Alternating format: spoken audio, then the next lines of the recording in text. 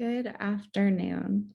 My name is Allison Kaplan. I'm Director of Education at the National First Ladies Library, located at the National First Ladies Historic Site in Canton, Ohio.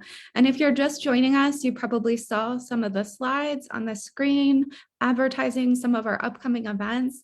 We have a lot of programs going on this month, probably too many for my sake, but I'm really excited about all of them, especially today's. So it's hard to not be sad to be this busy. Besides this program this week, we are hosting a live in-person program, a concert called East Wing Songs. It is brand new musical numbers inspired by several First Ladies. It's a world premiere. It's happening here in Canton at the Canton Presbyterian Church. If you are not local to us, you can join us live on YouTube. So that information is on our Eventbrite page. We also have some spooky programs coming up for Halloween holidays.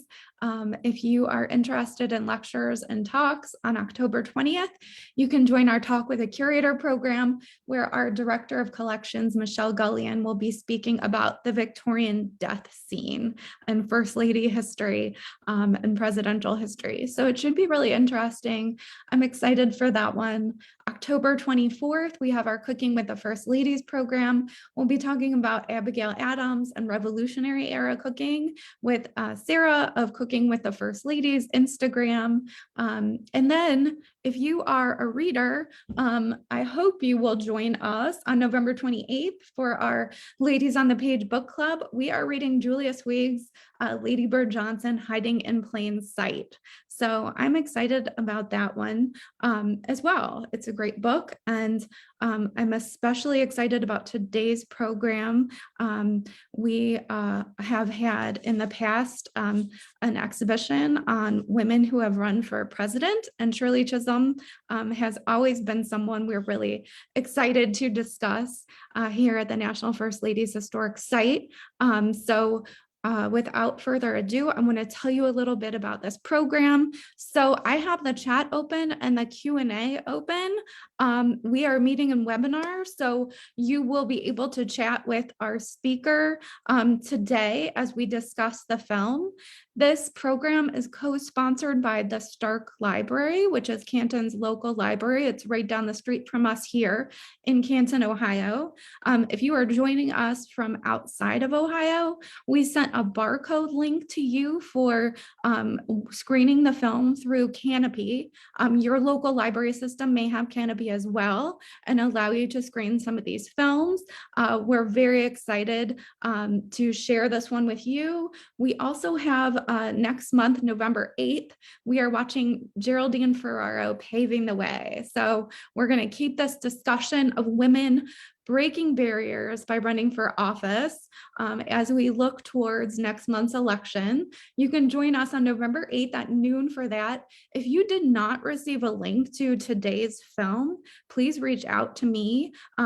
You can send me an email at akaplan, ACAPLAN, at firstladies.org, and I will make sure you get a barcode for that film. So today, and again, we can't guarantee that we won't have spoilers and things that surprise you, but a lot of this happened. It's history. So even if you didn't watch the film in advance, this should be an enriching discussion. So what we'll do today is I'm going to share my screen, tell you a little bit about the film, show you a preview of the film, then I'll introduce our speaker, and we'll have a Q&A with the speaker. You can tell us in the chat, tell me where you're from, tell me what you thought of the film. Did you know about Shirley Chisholm before you watched the film? What surprised you about it? Any feedback that you have about the film and your experience watching it would be wonderful. So I want to tell you a little bit about the film. So I'm going to show you a preview, but a quick description. Recalling a watershed event in U.S. politics, this compelling documentary takes an in-depth look at the 1972 presidential campaign of Shirley Chisholm, the first Black woman elected to Congress and the first to seek the nomination for highest office in the land. It was directed by Shola Lynch, who is an award-winning filmmaker, best known for documentaries like Free Angela. And it won a Peabody Award when it was released. I'm going to show you a preview and share my screen, and then we will connect with our speaker today. So give me 1 second.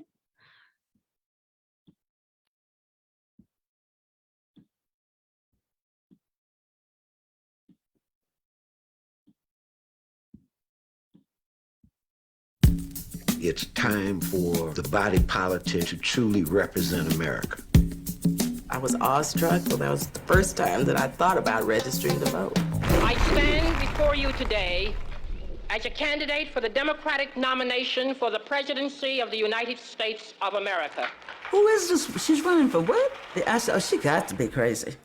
You know, I said, I got to meet her. Spread the word, one another, it's the next thing you ain't heard. For the first time in the history of this nation, a person of color and a woman at that is running for the highest office of this land. This was a period when Black women were finding their voices in unprecedented ways. There's another kind of individualism and sense of liberation. We cannot continue to take things as they are. When we see around us that government is not responsive to certain segments of the population. There was a grassroots movement. People who had never participated in political thought and political ideas were now doing it. She was willing to take on the white establishment on the issues of the Vietnam War, on Head Start. She was out there fighting on every single issue. I didn't have many signs that indicated I was doing the right thing, really.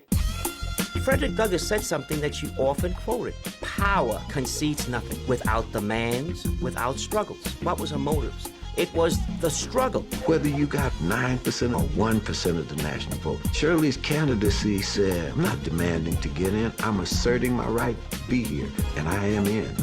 That's powerful. I have never, ever had that kind of impact on me, not as a woman, not as African American, not as a mother, not as an educator, but as a human being.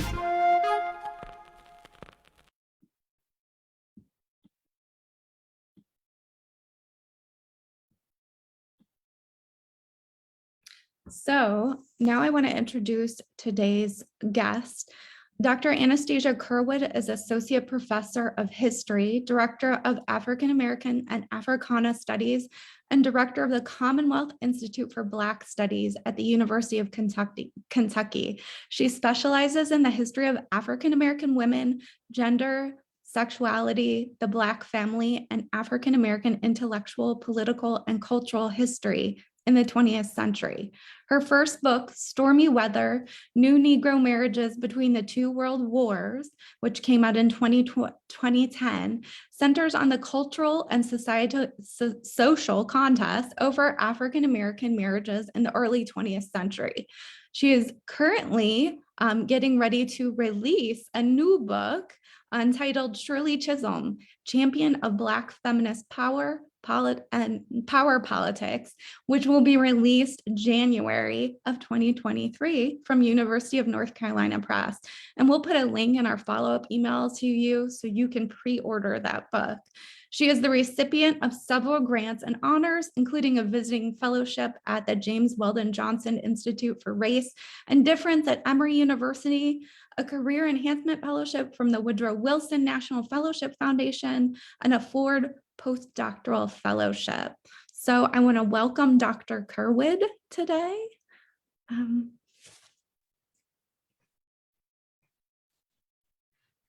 Good afternoon. Hi, thank you so much for coming. We're so excited to have you. So before we started, we were talking about this film is a little bit older. It focuses on Shirley's campaign for the presidency. And I'm really curious, the filmmaker talked about how she focused on the run for the presidency because that's where the footage was. And I know a lot of your research is related to her political life as a congresswoman and that whole spectrum of her career. So I'm wondering for our attendees today, if you can give us a little more background information on Shirley.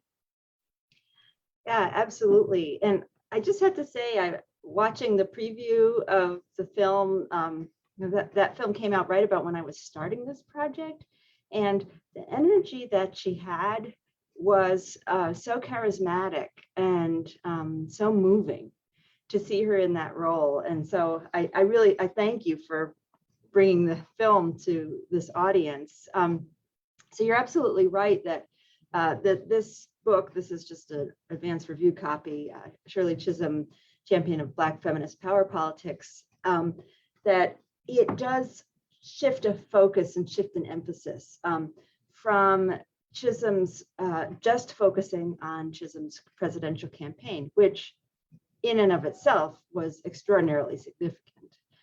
We probably wouldn't be talking about Shirley Chisholm today with so much excitement if she hadn't made that run. But the important thing to understand is that she was even more than that run, and that she used that as a platform for 10 years remaining in Congress.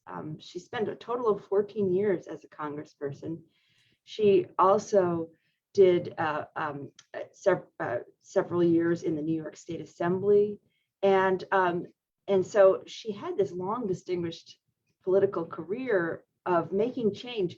She just wasn't as much in the headlines in some of those changes she made in the US Congress as she was when she was running for president. It wasn't quite as visually exciting to be sitting in those committee meetings or to be having one-on-one meetings with colleagues in Congress for day after day. But she was doing a lot of that work. And so I really see her career as a whole, and this book looks at her from cradle to grave. The other thing that I shift is the emphasis that she put in her own two memoirs. So she wrote two memoirs. One is Unbought and Unbossed, with the famous title, and that was about her career up through about 1970. And it's kind of her origin story, how she told it, and then and up through her first few years of Congress. Then she wrote The Good Fight, which was about running for president, and she published that in 1973. But after that, she did not write any books.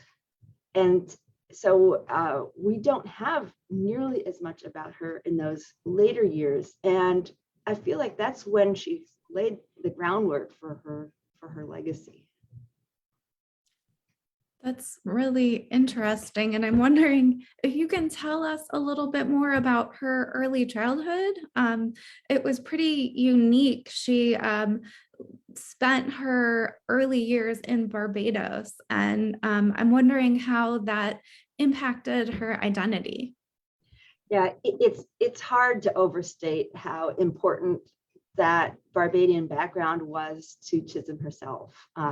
She really saw it as formative in her life, and in interviews that she did earlier in her career, around the presidential campaign, and then the interviews she did later in life, mostly the ones she did with the filmmaker Shala Lynch for the film that everybody watched.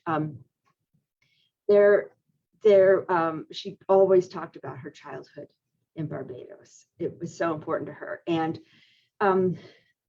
there were three ways I think it was. So one of them was the fact that she spent 6 years there in a different education system. And she thought it was a superior education system. It was kind of the legacy of British colonial education that was somewhat authoritarian and rigid, but she seemed to blossom in that environment, and she really loved her teachers and the education that she got. So she was, and she said she got a really strong education, but then it also contributed to a sense of her not quite fitting in among all the kids at her school once she returned at the age of 10 to the United States, where she'd been born in 1924. And so she said she got disoriented, she got lost, it was cold, and she didn't know US history, so she got held back in school. So then she started throwing spitballs because she was bored in school. And so she thought that she wasn't quite understood. And I think that feeling persisted in her further later in life. The other thing that happened with her while she was in Barbados was that she found a role model. One of the formative role models of her life was her grandmother, who was a domestic servant, a cook for white families in Barbados, but who encouraged Chisolm to speak out, and who sort of admired those qualities in her granddaughter, and kind of let her run her mouth without too many consequences, and also encouraged her to be fearless. And so she thought that her fearlessness and her willingness to be outspoken were so important later in her career. I could also finally mention just the community of Caribbean and Barbadian people in Brooklyn, New York, which is where Chisolm spent most of her childhood, except for those 6 years. That there is a strong Barbadian community that emphasized economic upward mobility that was really important to her parents and her parents' friends.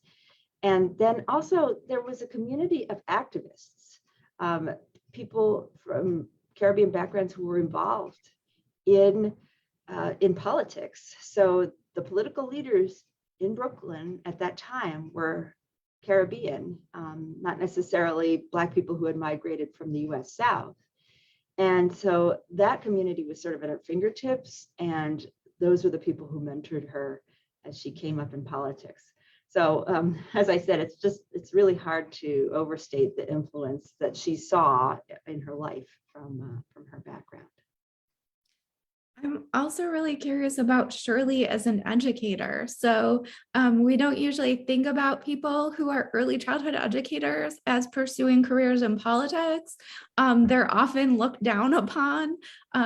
So I'm really interested in how that impacted her career, and what were her contributions to the Head Start program coming out of the classroom?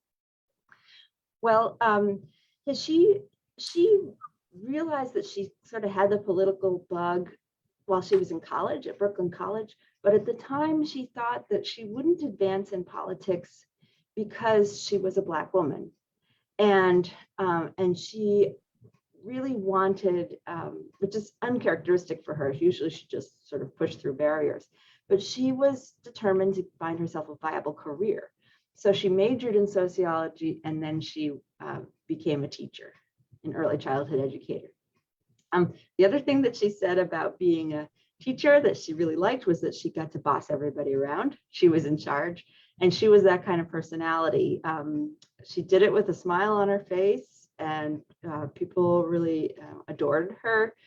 But she was, pretty opinionated, and she thought that the way that she wanted to do things was the right way. And so she said, to be honest, I went into teaching because it made me feel big. I liked having that power. She was very explicit about that. But the other thing was that she had a sense of sort of a larger responsibility of having a career that would be impactful. And the first step she saw was to be an early childhood educator. And she rose within that career. So initially she was a teacher, and then she became the director of a preschool, and then she became the director of a child care center in a major housing development or project in Lower Manhattan.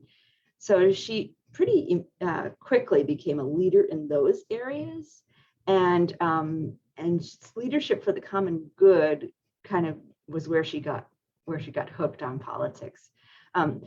Now, she went into politics, but as you mentioned, she was involved with legislation and appropriations for educational policies.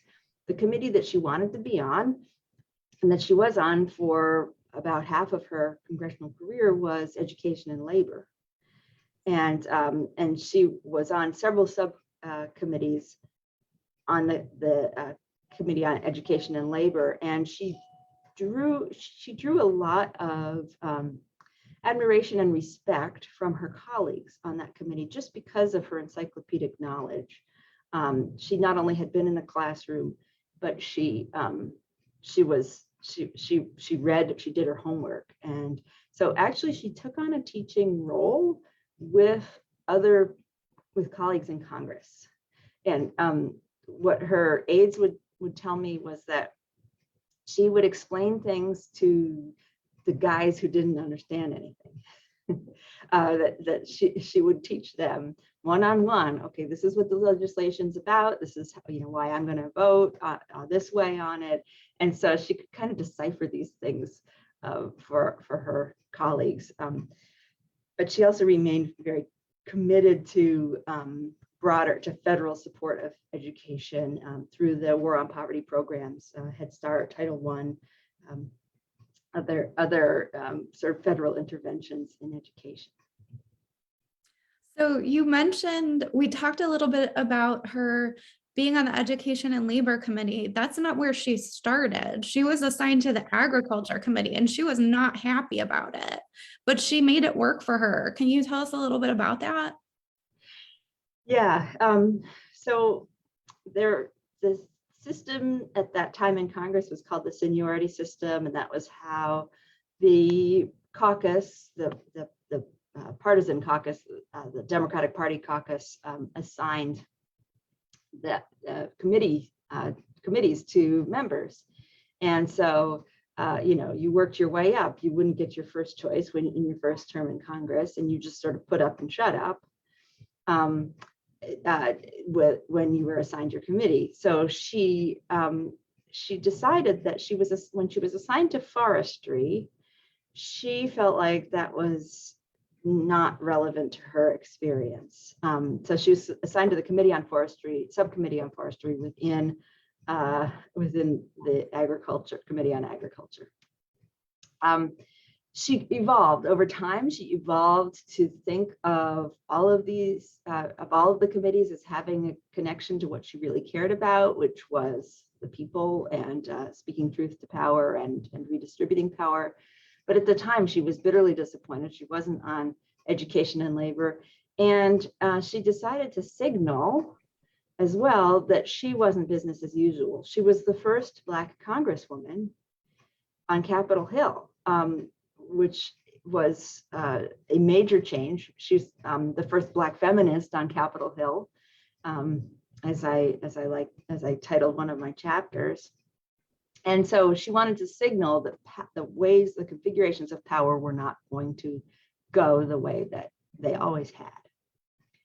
So, so she complained about her committee assignment. She tried a few different tactics, and finally she interrupted proceedings, and she got a change in her committee to Veterans Affairs, which was closer to, she felt like it was closer to her constituents. At least that's what she said. But I think I sense in your question, you understand that there were some dividends. There was a major risk for her there. She could have alienated, and she did alienate some colleagues, but she figured out sort of the media moment, and she got a lot of headlines for it. And it kind of made her name very early on in her career as someone who would shake things up in Washington. And that was exactly what she wanted everybody to know, that it wasn't business as usual with her in Washington. And then she supported Tip O'Neill as in his bid for the Speaker of the House position, and she won a few friends. She worked behind the scenes, won a few friends, and then got the committee assignment she wanted in her next term. So she was, as you mentioned, the first Black woman Congress person. Can you talk about some of the things she had to deal with? I haven't gotten to look at your book, but based on Twitter, it looks like it begins with the story that she's recounted a few times about another member of Congress being so upset that she received equal pay to what he did. And she tells that story in the film. And I wonder if you could talk about that story and any other experiences of discrimination or just having to break barriers in this new role? Yeah, I had to think long and hard about how I wanted to begin the book and introduce her. And so it shows her wit. So she could think pretty fast on her feet, and she used her tongue as kind of her main as her offense and defense. And so in this particular instance, so this was in the film, and the film uses a lot of clips from a film that a couple of young filmmakers made in 1974, which has some remarkable footage in it. So she's telling this story about her first years in Congress. And one of these Southern male congressmen who was white, who was a segregationist, always, every time she saw him, he just marveled at the fact that she got the same pay raise that he did, and that he was getting paid. They were both getting paid $42,500. And so she would she tried a couple of tactics and nodded, and then finally she just looked into his background a little bit. She realized that he had a bad heart, some health issues. And so she returned the next time she saw him, and she said, look, this is not good for you. You seem to be eaten up by this fact that I'm making the same salary as you. So this is my suggestion, is that you just, her word was vanish, just vanish when you see me. Just go away for your own good. And so she could have left it there. But the other thing that she told him, and that she reenacts when she tells the story, is, oh, by the way, I'm opening up the way for a bunch of people looking like me to make $42,500 just like you. So she tells it, for your own good, go away. But then, oh, by the way, there are more of me coming, and I'm going to make it so. And so that was sort of how she disarmed some of the racism that personally got directed at her. I actually think that she found it a little bit, dealing with some of that overt racism. I think she found that a little bit more manageable than some of the more insidious undermining that she got from men and some of her Black men colleagues, because they would ostensibly be supportive and on the same page, yet she sensed distance and some resentment from some of the Black men colleagues she worked with. And this really came to a head during her presidential campaign. That really got under her skin. It seems like more so than just dealing with these overt segregationists who were, dismayed that that Congress was not all white. But she did it that got to her, and the racism got to her as well. Something that she seemed to have dealt with, and she mentions it in sort of oblique terms, but that sometimes she experienced sexual harassment, and this is something that that Black women and women in general, Black women have been particularly vulnerable in certain occupations, and there's a long history of sort of displacing attention from sexual assault of Black women and turning it into accusations of rape against Black men, and so she was somewhat vulnerable as a Black woman, especially to some of these men who saw Black women as simply sex objects or objectified and depraved. And so she got some of that stereotyping, and she was harassed, certainly in upstate New York and in the Congress as well. You just watching the film, that negotiation of the nomination and having to negotiate was just something that she was unwilling to settle for. And she still seemed very frustrated politically by that experience, that she was going to be herself and do what she wanted to do. And there was no space for that kind of negotiation. But I wondered if you could talk a little bit about the intersectionality of Shirley within these movements. How did she fit in? Because she really was part of this kind of white feminist movement at the time and connected to now, and Bella Abzug and Shirley Chisholm, and also part of this part of the civil rights movement, part of the Black Power movement of the 1970s. And it seemed like she had to negotiate in both spaces. Yeah, so above all, Chisholm was a coalition politician.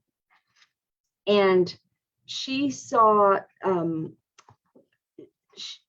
that racism and sexism and economic injustice were the faults in democracy, and she couldn't separate any of those from each other.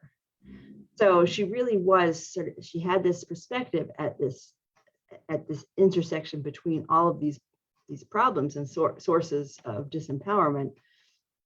And so so she had the idea, and I call this Black feminist power politics, from that standpoint of intersecting racial, gender, and economic justice.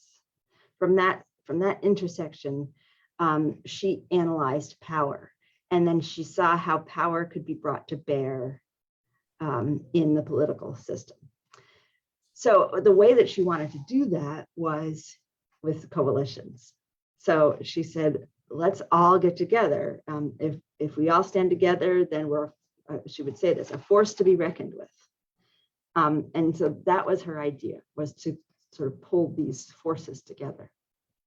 Well, one of the most frustrating things for her in that presidential campaign was the lack of the coalition holding together, that largely white feminists, the majority male Black activists tended to leave her when the chips were down, did not stay in her corner. Some students were a little bit better. Young people were a little bit more supportive. The most supportive people for her were Black women. And Black women fought for her in all corners of the nation.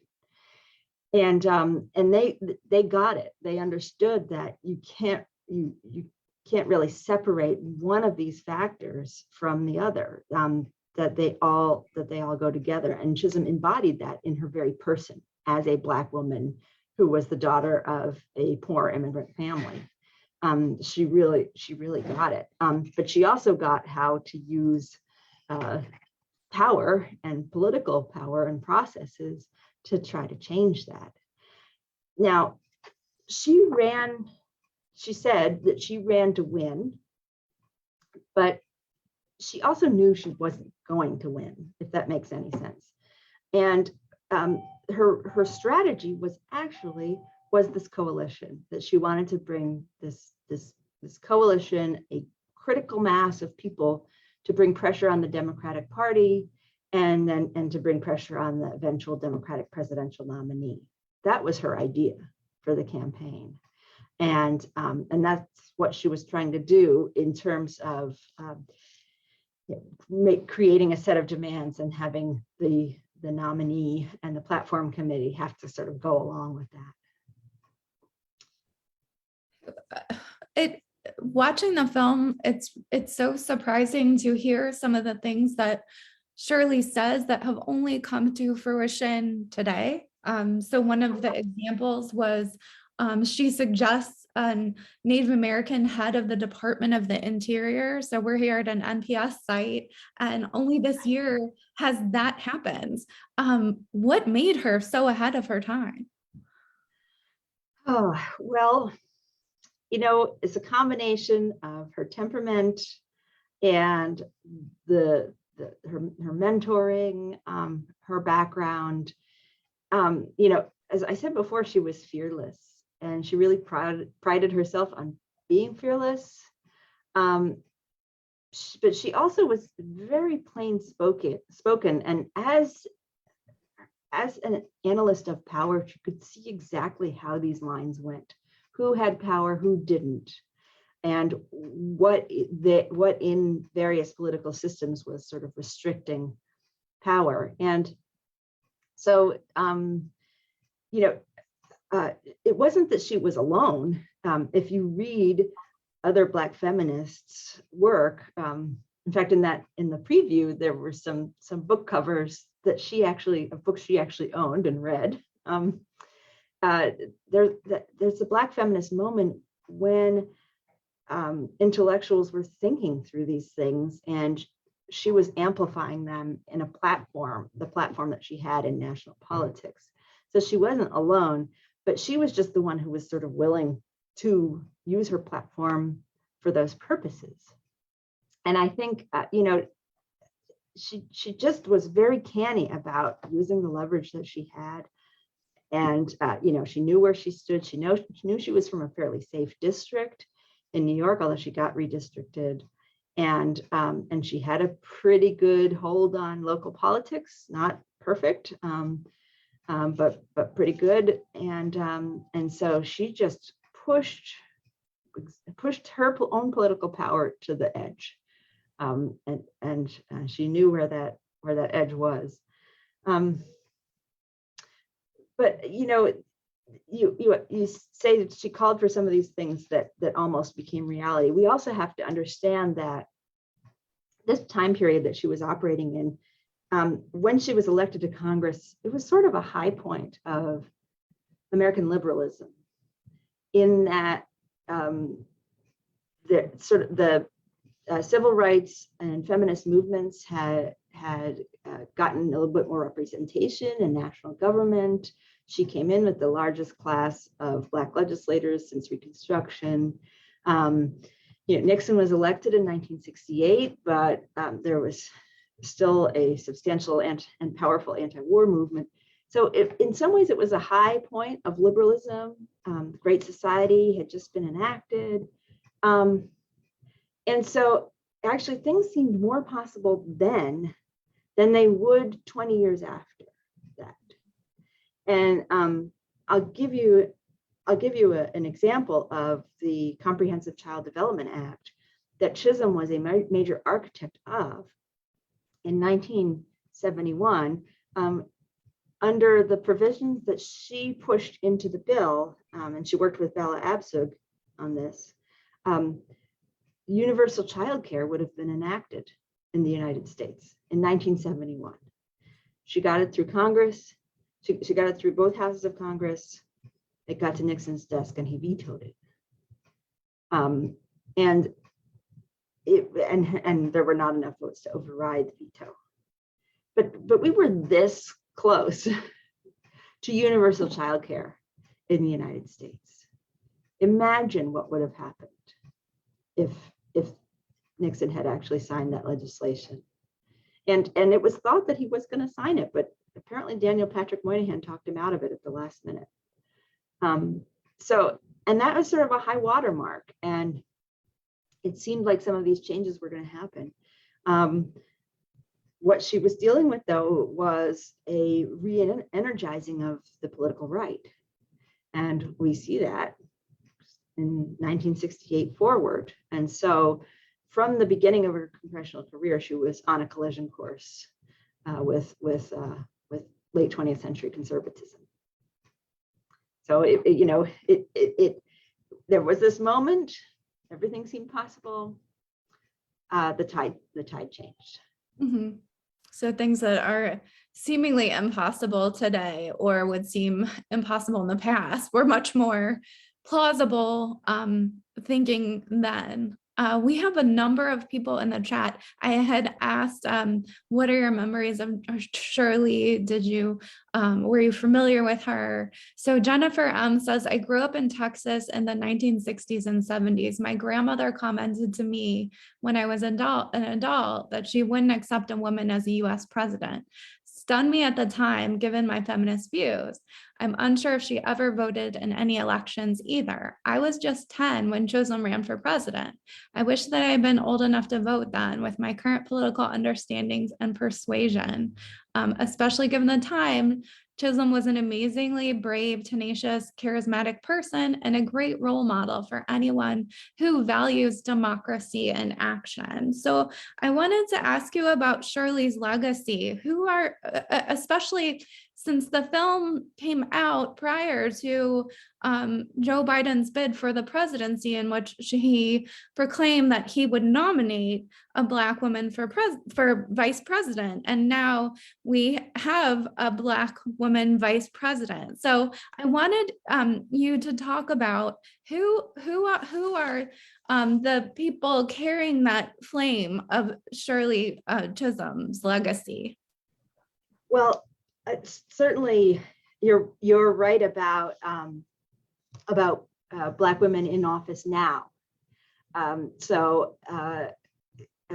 Kamala Harris, actually, when she launched her own presidential campaign before she was nominated as Biden's vice president, she invoked Chisolm in her initial, I think, in her announcement speech.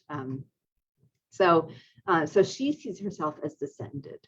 When the entire squad, when they got to Congress, they took pictures of themselves with Chisolm's portrait that hangs in the Capitol building. They tweeted those pictures out. So they saw themselves as sort of inheritors of her legacy.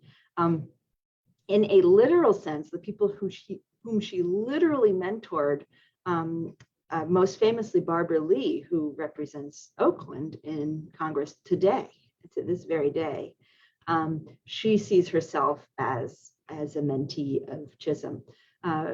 Former DNC chair Donna Brazil was also mentored by Chisolm in an organization that Chisolm co-founded called the National Black Women's Political Caucus in the 1980s. And by the way, that organization was founded in large part because Black women at the 1984 Democratic National Convention were angry that Walter Mondale had not considered a Black woman as a vice presidential candidate, and that he picked Geraldine Ferraro instead of a Black woman. And they had felt like they were not consulted, that Chisolm and other Black women who were political movers and shakers had not been consulted, and they founded their own organization to try to leverage some of their power. Also in that organization was Maxine Waters. She was involved early on in the National Black Women's Political Caucus, and Maxine Waters is still in office herself. So there are women whom she mentored, who are in political office. But what's also important to understand is that she mentored a whole set of Capitol Hill staffers. And these are the people who, you don't really see, or if you watch a hearing, you see all these random people walking around in the background, sometimes handing papers to congressmen and women. But those staffers run the Hill. And she mentored a whole generation and a half, a large number of Capitol Hill staffers. And some of those people went on to be chiefs of staff, more legislative assistants. Some of them left Capitol Hill and went to other government, San Francisco Board of City Supervisors. So there's a whole generation of people whom she mentored in the office. And what she did that was sort of unusual at the time is she was quite democratic in terms of the agenda that was set in the office. That if a staffer was interested in a particular issue, she let them take it on. And the issue was aligned with her, with Black feminist power politics, basically. She let them take it on, and she wouldn't micromanage them at all. And so there were some occasions where she'd be in an office with a colleague and they'd say, oh yeah, well, I hear you're, working on such and such issue and you're writing a bill. And she'd say, oh yes, I am. Yeah, that's really important to me. And then she'd go back to the office and she'd say, okay, which one of you is writing this bill? Somebody just told me you were doing it. But she let it ride. She also, at that time, the counterculture was in full swing, and there were some people who dressed in very dramatic ways in the office. Even her head legislative aide liked to dress in loud colors, and sometimes she'd wear one red stocking and one purple stocking or something like that. And she said, okay, but just all I ask is that men, you just have a tie for when you have to go have a meeting. So just put the tie on. And she sort of allowed people to express themselves without being heavily draconian on having a particular code. Her people who worked for her uniformly adored her. She was warm, and she was a teacher, so she taught them, and they felt like they were learning from her, and that she really wanted them to learn more than exercise her power over those who worked for her. Was there anything really surprising to you that you discovered about Shirley Chisholm as you were writing the book? Well, yes. If those in the audience who have read Unbought and Unbossed might remember a comment about Chisholm's inheritance from her father. What happened was that her father had a life insurance policy that she was the beneficiary of. He also left cash to her entire family. So she had 3 sisters. There were 4 girls, and her mother survived her father. So everybody inherited an equal amount from the estate. But then Chisolm had this additional fund from his life insurance policy, and it was about $8,000, which was a good bit of money in 1961 when this was happening. So what happened was she had a pretty strong and permanent rift with her family of origin. And, for all of her warm personal connections with people, she didn't really have a strong connection with her family of origin. And I know it, well, I'm pretty sure I know what she did with that cash. I'm pretty sure that she used it to fund her first New York State Assembly campaign, because she needed cash for her political career. And her father had always encouraged her in politics.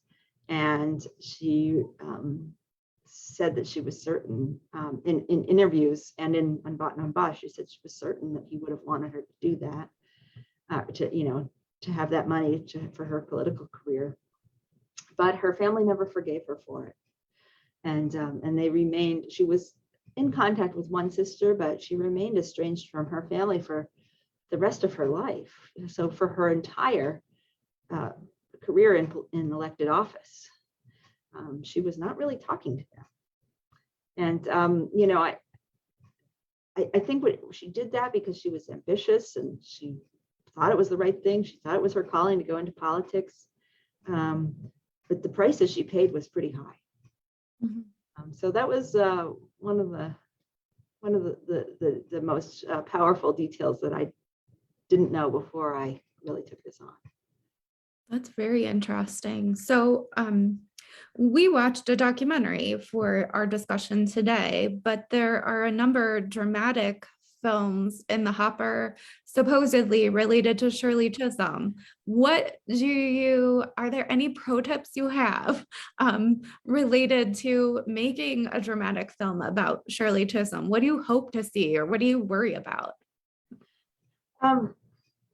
So what I worry about is the uncritical use of her 2 memoirs.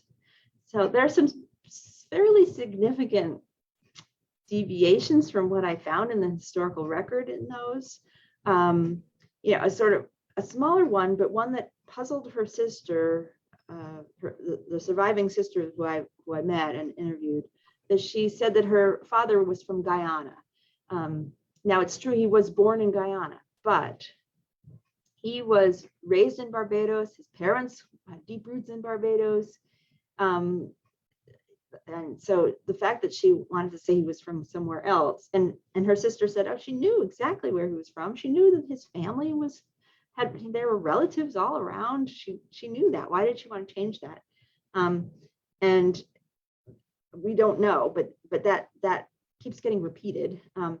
But a bigger issue is sort of her story about being in New York and coming up through the regular Democratic Party club under the boss system and the sort of patronage, old political machine, and her presence in the insurgent Democratic Club, which is what supported her first run for state assembly and then her run for Congress. She said that she went to the regular Democratic Club before she went to the upstart Democratic Club that was interracial and more democratic. Actually, she was working with both at the same time. And I think that really says a lot about her, in that she would hedge her bets a little bit and try to see, well, okay, who's the winner? And she tried to back a winner because she was ambitious and wanted to move forward herself. And so I find it, she cast herself as this sort of iconoclast, and she was willing to do whatever for the principle of it, but she was also very canny. It's so interesting because that's kind of what she was critical of in the film, that kind of posturing. Yes, this is true. Yeah, exactly. So, I do believe that Chisolm was strongly invested in the idea of Black feminist power, but she also was a very savvy politician, and those two things can coexist. Well, Dr. Curwood, thank you so much for joining us today for this discussion of Shirley Chisholm. We're so excited to read the book when it comes out in January. We're going to share a link to your publisher so people can pre-order the book. And we have some other links related to the film, some more footage of Shirley speaking, a clip of the Hulu Miss America doc, and an article that you wrote about Shirley. So if you're interested in more Shirley Chisholm, who isn't, connect with those links, and we are looking forward to reading the book. I've really been excited to talk to you, and I see the memories that are coming through in the chat. This happens every time I talk about Chisholm, is that people have this strong connection, feel a really strong connection to her, and have these strong memories of her.